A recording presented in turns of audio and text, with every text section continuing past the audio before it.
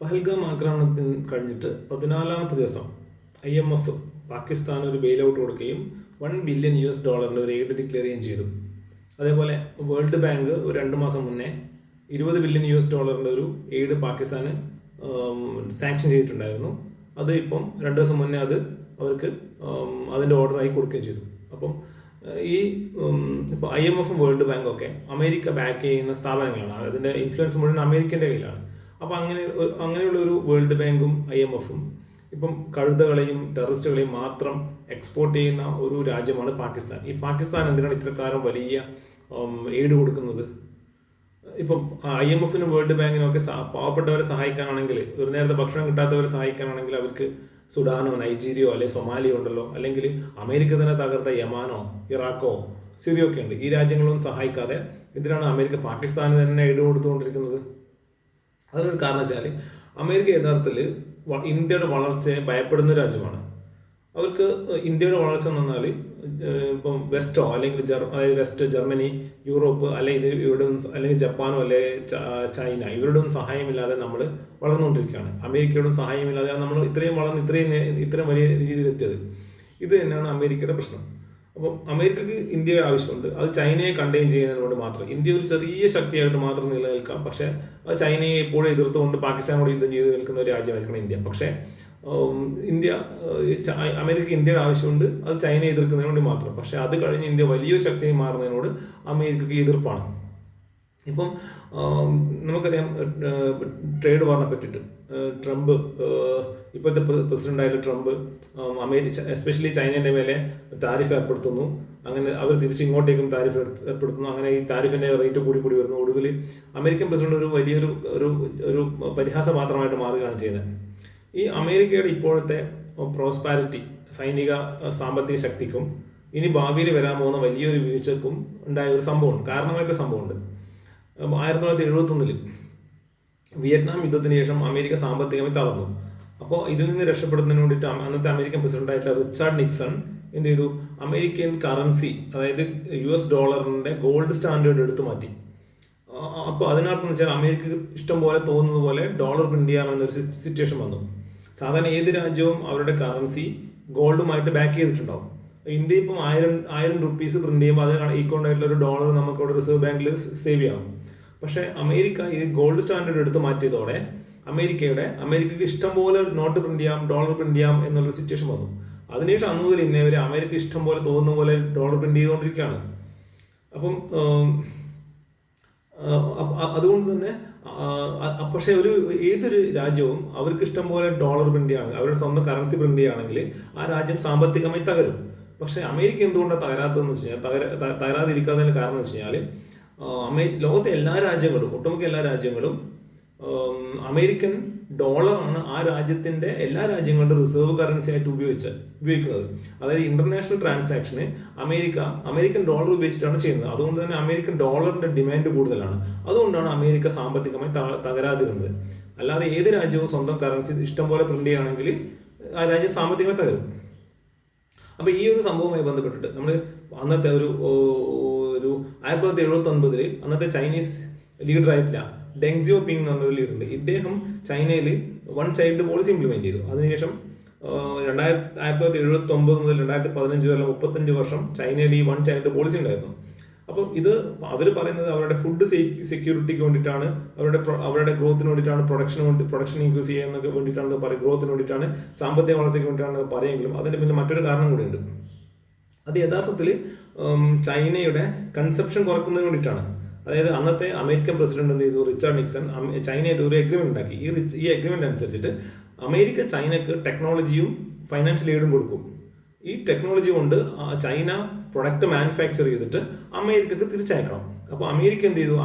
ഈ സംഭവത്തോടെ America dollar print ചെയ്തിട്ട്, ചുമ്മാ ഡോളർ പ്രിന്റ് ചെയ്തിട്ട് ചൈനയിൽ നിന്ന് പ്രൊഡക്റ്റ് വാങ്ങിക്കൊണ്ടിരിക്കും. അതായത് ചൈന അമേരിക്കക്ക് വേണ്ടിയിട്ട് പ്രൊഡക്റ്റ് മാനുഫാക്ചർ ചെയ്തിട്ട് അമേരിക്ക കൊടുക്കും. അമേരിക്ക തിരിച്ചിട്ട് അവർ ഡോളർ പ്രിന്റ് ചെയ്തിട്ട് ആ പ്രിന്റ് ചെയ്ത ഡോളർ കൊണ്ട് ചൈനയിൽ നിന്ന് പ്രൊഡക്റ്റ് പർച്ചേസ് ചെയ്യും. ഇതാണ് അമേരിക്ക ഇത്രയും കാലം ചെയ്തുകൊണ്ടിരുന്നത്. അപ്പോൾ ഇങ്ങനെയുള്ളൊരു കഴിഞ്ഞ 35 വർഷമായിട്ട് ഈ ട്രാൻസാക്ഷൻ കൊണ്ട് ചൈനയ്ക്ക് ഏകദേശം അവരുടെ ഫോറിൻ എക്സ്ചേഞ്ച് റിസർവ് $3.3 ട്രില്യൺ അത്രയും വലിയ ഒരു ലോകത്ത് ഏറ്റവും വലിയ ഫോറിൻ എക്സ്ചേഞ്ച് റിസർവ് ഉള്ള രാജ്യമായിട്ട് ചൈന മാറി. പക്ഷേ ഇത് യഥാർത്ഥത്തിൽ അതിൻ്റെ 60% എങ്ങനെയാണ്? 60% ഉള്ളത് അമേരിക്കൻ ഡോളറിലാണ്. അപ്പം അമേരിക്ക എന്താ ചെയ്തത്? അമേരിക്ക ചുമ്മാ ഡോളർ പ്രിന്റ് ചെയ്യുന്നു, അത് ചൈനക്ക് കൊടുക്കുന്നു, ചൈന പ്രൊഡക്റ്റ് മാനുഫാക്ചർ ചെയ്യുന്നു, ചൈനക്ക് അത് അമേരിക്ക വിൽക്കുന്നു. അങ്ങനെയാണ് ചൈനയുടെ ഇത്രയും വലിയ $3.3 ട്രില്യൺ ഫോറിൻ റിസർവ് വന്നത്. അപ്പോൾ ചൈനയുടെ ഇത്രയും വലിയ ഫോറിൻ റിസർവിൽ 60%, അതായത് ഏകദേശം $2 ട്രില്യൺ അമേരിക്കൻ ഡോളറിലാണുള്ളത്. ബാക്കി വരുന്ന മാത്രമേ യൂറോയിലും ജപ്പാനീസ് യെനിലും അല്ലെങ്കിൽ ബ്രിട്ടീഷ് പൗണ്ടിലും മേ ബി ഒരു 2500 മെട്രിക് ടൺ ഗോൾഡും ഉണ്ടാവും. ഇതാണ് ചൈനയുടെ ഫോറിൻ റിസർവ്. അപ്പം ഇത് 2 വർഷം മുന്നേ ചൈനയുടെ പ്രസിഡന്റ് ആയിട്ടുള്ള സി ജിൻപിങ് പറഞ്ഞതെന്ന് വെച്ചാൽ അമേരിക്ക ഞങ്ങളെ വഞ്ചിക്കുകയായിരുന്നു. അതായത് കഴിഞ്ഞ 35 വർഷമായിട്ട് ഞങ്ങൾ അമേരിക്കയ്ക്ക് വേണ്ടിയിട്ട് പ്രൊഡക്റ്റ് മാനുഫാക്ചർ ചെയ്തിട്ട് അമേരിക്ക കൊടുക്കുന്നു, അമേരിക്ക തുച്ഛമായ ചിലവിൽ ഡോളർ പ്രിന്റ് ചെയ്തിട്ട് നമ്മളിൽ നിന്ന് ഈ പ്രൊഡക്റ്റ് വാങ്ങിക്കൊണ്ടിരിക്കുന്നു. അതായത് കഴിഞ്ഞ 35 വർഷം എന്ത് നടന്നുകൊണ്ടിരുന്നത്? ചൈന പ്രൊഡക്റ്റ് മാനുഫാക്ചർ ചെയ്തിട്ട് അമേരിക്ക കൊടുക്കുന്നു, അമേരിക്ക ഡോളർ പ്രിന്റ് ചെയ്തിട്ട് ചുമ്മാ ഡോളർ പ്രിന്റ് ചെയ്തിട്ട് ചൈനയിൽ നിന്ന് ഈ പ്രൊഡക്റ്റൊക്കെ വാങ്ങിക്കൊണ്ടിരിക്കുന്നു. ഇതാണ് കഴിഞ്ഞ 35 വർഷമായി നടന്നത്. ഇതാണ് ഷീ ജിൻപിങ് പറഞ്ഞത്. അപ്പം ഇപ്പം അമേരിക്കയുടെ GDP എന്ന് പറഞ്ഞാൽ $27 ട്രില്യൺ ആണ്. എന്നാൽ അവരുടെ ഡെബിറ്റ്, അതായത് കടം, ടോട്ടൽ വിദേശ കടം എന്ന് പറഞ്ഞാൽ $37 ട്രില്യൺ. അതായത് അവരുടെ GDPയുടെ 1.4 ടൈംസ് ആണ് അവരുടെ കടം.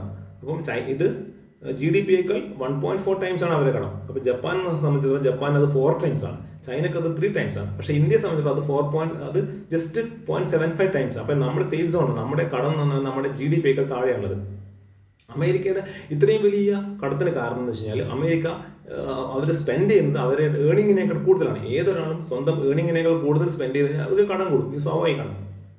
അമേരിക്കയുടെ ഈ കടത്തിന് കാരണം അവിടെ ഏജിങ് പോപ്പുലേഷനും അവരുടെ അവകാശങ്ങൾ സംരക്ഷിക്കുക, അതേപോലെ മിലിറ്ററി ഡിഫൻസ് സ്പെൻഡിങ്, അതേപോലെ ലക്ഷറി ലൈഫ്, ഇതൊക്കെ കാണാൻ അമേരിക്കയുടെ കടം ഇത്രയും കൂടാൻ കാരണം. അപ്പം ഈ ഇപ്പോഴത്തെ പ്രസിഡന്റായ ട്രംപിന്റെ ഓവർ റിയാക്ഷൻ കാരണം ഒത്തിരി കമ്പനികൾ അമേരിക്കയിൽ നിന്ന് പുറത്തേക്ക് പോകാൻ ശ്രമിക്കുകയാണ്. MNCs, ആമസോൺ, അതേപോലെ ആമസോൺ ദുബായിലേക്ക് പോയി കഴിഞ്ഞു, കൊക്കക്കോള പോകുന്നു, ബോയിങ് പോകുന്നു, അമേരിക്കയിൽ പോകാൻ ശ്രമിക്കുന്നു. ബോയിങ് എന്ന് പറഞ്ഞ യഥാർത്ഥത്തിൽ അമേരിക്കൻ ഏവിയേഷൻ ഇൻഡസ്ട്രിയുടെ ഹാർട്ടാണ്. വാൾമാർട്ട് അവിടെ നിന്ന് ഒത്തിരി സ്ഥാപനങ്ങൾ ക്ലോസ് ചെയ്തു, ഒത്തിരി 15,000 ആളുകളെ പിരിച്ചുവിട്ടു. ആപ്പിൾ ഓൾറെഡി അമേരിക്ക വിട്ടുപോയി കഴിഞ്ഞു. 2028 ആപ്പിളിന്റെ എല്ലാ പ്രൊഡക്റ്റും ഇന്ത്യയിൽ ഉണ്ടാക്കുന്നതാണ് പറയുന്നത്. ഇതൊക്കെയാണ് അമേരിക്കയുടെ പ്രശ്നം. അമേരിക്കയുടെ ഈ പ്രൊഡക്റ്റ്, ഈ ഫേംസ് എല്ലാം അമേരിക്കയിൽ നിന്ന് പോകാൻ കാരണം വെച്ചാൽ അമേരിക്കയിൽ ലേബർ കോസ്റ്റ് കൂടുതലാണ്. അപ്പം സ്വാഭാവികമായിട്ടും ഇങ്ങനെ ഹയർ ലേബർ കോസ്റ്റ് ഉള്ള ഒരു പ്രൊഡക്റ്റ് ഉണ്ടാക്കിയിട്ട് അത് മറ്റു രാജ്യങ്ങളിൽ വിൽക്കുമ്പോൾ അവർക്ക് അതൊരിക്കലും ഇൻകം ഉണ്ടാക്കില്ല. അതുകൊണ്ട് തന്നെയാണ് അമേരിക്കൻ പ്രസിഡന്റ് ട്രംപ് ആപ്പിളിന്റെ CEO ഭയപ്പെടുത്തിയെങ്കിലും പക്ഷേ ഇയാളാണ് ശ്രദ്ധിക്കുന്നില്ല. അവർ ഇന്ത്യയിലേക്ക് വരാൻ തന്നെ ശ്രമിക്കുന്നത്. അപ്പോൾ ആപ്പിളിന്റെ ഒരു പ്രൊഡക്റ്റ് ഇന്ത്യയിൽ ഉണ്ടാക്കുമ്പോൾ ഏകദേശം $1,000 ഒരു പ്രൊഡക്റ്റിന്റെ കോസ്റ്റ്. അത് അമേരിക്ക ചെയ്യുമ്പോൾ അതിന് $2,000 $3,000 അപ്പോൾ ഹയർ പ്രൊഡക്ഷൻ കോസ്റ്റിൽ ഒരു പ്രൊഡക്റ്റ് ഉണ്ടാക്കിയിട്ട്, ബിക്കോസ് അവിടുത്തെ ലേബർ കോസ്റ്റ് കൂടുതലാണ്, അപ്പോൾ ഹയർ പ്രൊഡക്ഷൻ കോസ്റ്റിൽ ഒരു പ്രൊഡക്റ്റ് ഉണ്ടാക്കിയിട്ട് ഒരു ഇന്ത്യയെ പോലെ രാജ്യങ്ങളിൽ വിൽക്കാൻ അവർക്ക് പറ്റില്ല. അപ്പോൾ അതുകൊണ്ട് തന്നെ ട്രംപിന്റെ ഇപ്പോൾ മേക്ക് അമേരിക്ക ഗ്രേറ്റ് അഗെയിൻ, അതായത് മാഗ എന്ന് പറഞ്ഞ ഒരു സിസ്റ്റം, ഒരു ഡ്രീം ഉണ്ടായി, അത് ഫ്ലോപ്പ് ആകാൻ പോവുകയാണ്. 40 വർഷം മുന്നേ അമേരിക്ക അവരുടെ സ്മോൾ സ്കെയിൽ ഇൻഡസ്ട്രീസ് ഒക്കെ അടച്ചു കഴിഞ്ഞു, സ്മോൾ സ്കെയിൽ മാനുഫാക്ചറിങ് പ്ലാന്റ് ഒക്കെ അടച്ചു കഴിഞ്ഞു. ഇനിയിപ്പോൾ അവർക്ക് മാനുഫാക്ചറിങ് കോസ്റ്റ് കൂടുതലാണ്. അപ്പം ഇനി മൾട്ടിപോളർ വേൾഡ് വരാൻ വന്നു. അമേരിക്കയുടെ പഴയ പോലത്തെ യൂണിപോളർ വേൾഡ് എന്നല്ല, മൾട്ടിപോളർ വേൾഡ് എന്ന് പറഞ്ഞാൽ ഇന്ത്യ, അതിൻ്റെ ഇൻഫ്ലുവൻസ് ആയ കുറേ രാജ്യങ്ങൾ, ചൈന ഇതിന് ഇൻഫ്ലുവൻസ് ആയ കുറേ രാജ്യങ്ങൾ, റഷ്യ, അതേപോലെ യൂറോപ്പ്, അമേരിക്ക, ഇങ്ങനെയാണ് ഇനി വരാൻ പോകുന്ന കാര്യം. അതായത് ഒരു 10-20 വർഷം ഇങ്ങനത്തെ സിസ്റ്റം വരാൻ പോകുന്നത്. പണ്ട് അമേരിക്കയുള്ള പോലെ യൂണിപോളർ വേൾഡല്ല ഇനി വരാൻ പോകുന്നത്. അപ്പോൾ അങ്ങനെയുള്ള സമയത്ത് ഇനി അമേരിക്കക്ക് പഴയ പോലെ അമേരിക്കയുടെ സാമ്രാജ്യത്വം, അവരുടെ ഹെഗ്യമണി ഒന്നും നിലനിർത്താൻ പറ്റില്ല. IMF പറയുന്നത് ഇന്ത്യൻ എക്കണോമിയിലാണ് വേൾഡ് തന്നെ സർവ് ചെയ്യാൻ പോകുന്നതാണ്. അത് ചൈനയോ അല്ലെങ്കിൽ അമേരിക്കയല്ല. അപ്പോൾ ഇനി വരാൻ പോകുന്നത്, ഇപ്പോൾ ഫ്രാൻസിന്റെ സാഫ്രോൺ ഇന്ത്യയിലേക്ക് വരാൻ പോകുന്നു. ചിലപ്പം ബോയിങ് വരും, റോൾസ് റോയ്സ് വരും, ലോക്കിഡ് മാർട്ടിന് വരെ വരാൻ സാധ്യതയുണ്ട്. ലോക്കിഡ് മാർട്ടിൻ അമേരിക്ക ഏറ്റവും വലിയ ഡിഫൻസ് മാനുഫാക്ചറിങ് ഫേമാണ്. ഇപ്പോൾ തായ്വാന്റെ ഒരു ഫേം ഇന്ത്യയിൽ $11 ബില്യൺ ഒരു ചിപ്പ് മാനുഫാക്ചറിങ് പ്ലാൻ തുടങ്ങാൻ പോവുകയാണ്.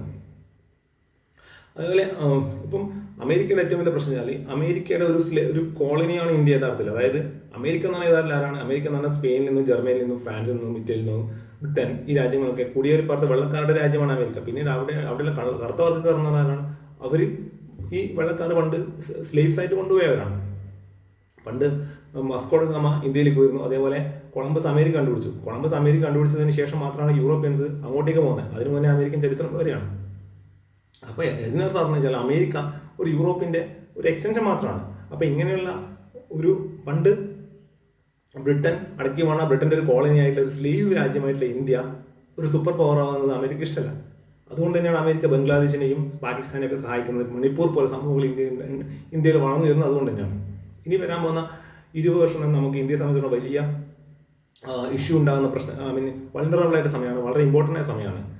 ഇപ്പോൾ ഒരു യുവാവായിട്ടുള്ള ഒരു സിംഹം കാട്ടിലേക്ക് വരികയാണ്.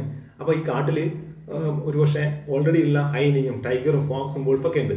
അപ്പം ഇതിനെല്ലാം ചാലഞ്ച് ചെയ്തിട്ട് ഒരു വലിയ ശക്തിയായിട്ട് ഒരു ചാലഞ്ചറായിട്ടാണ് ഈ സിംഹക്കുട്ടി 2-3 വർഷം മാത്രം പ്രായമുള്ള ഒരു യുവാവായിട്ടുള്ള സിംഹം വരുന്നത്.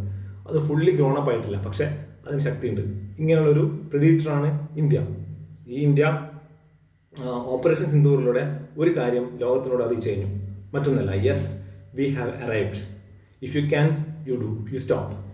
Yes we have arrived, if you can you stop. ഇതാണ് ഇന്ത്യയുടെ നയം. നമുക്ക് നോക്കാം ഇന്ത്യയെ തകർക്കാനും ഇന്ത്യയെ നശിപ്പിക്കാനും അമേരിക്കയെ പോലെ ശക്തികൾ കഴിയുമോ എന്ന്.